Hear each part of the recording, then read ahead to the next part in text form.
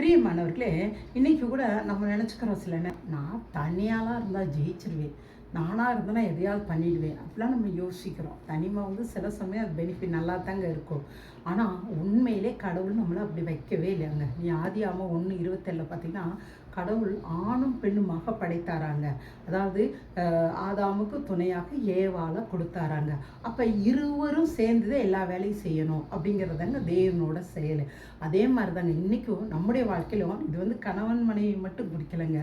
நமக்குன்னு பிள்ளைகள், நமக்குன்னு ஃப்ரெண்ட்ஸு எல்லாரோடு இணைஞ்சு செய்யும்போது தாங்க கடவுளுடைய திட்டத்தை நம்ம நிறைவேற்றுவோம்.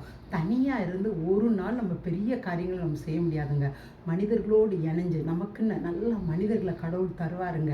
ஏன்னா கடவுள் தானே ஆதாமையும் ஏவாளையும் படைத்தாருன்னா அப்போ நமக்குன்னு இருக்க ஃப்ரெண்ட்ஸுகளையும் அவர் தானேங்க நமக்கு கொடுப்பாரு. அப்போ அவர் கொடுக்கும்போது நம்முடைய திட்டங்கள், நம்முடைய நோக்கங்கள் நிறைவேறுங்க. நிச்சயமாகங்க அதுக்கேற்ற ஒரு ஃப்ரெண்ட்ஸ் ஆண்டவர் தருவார், அதுக்கேற்ற குடும்பத்தை அவர் தருவார், அதற்கேற்ற உறவுகளை அவர் ஏற்படுத்துவாருங்க. அவர் அப்படிதாங்க ஆதியிலே மனுஷரை உண்டாக்குனார். எனவே நம்மளும் ஒரு முடிவு எடுப்போங்க. நான் தனியாக இருந்தல, நான் மற்றவர்களுக்கு உதவியாக இருக்கணும்னு நினைங்க. நீங்கள் மற்றவர்களுக்கு உதவியாக இருக்கணும்னு நினைக்கும் போதே மற்றவர்கள் உங்களுக்கு நண்பர்களாக வர்றதை பாருங்க. அது நிமித்தம் தேவனுடைய நோக்கத்தையும் உங்களுடைய பர்பஸையும் நிறைவேற்றுங்க. தேங்க்யூங்க. காட் பிளஸ் யூங்க.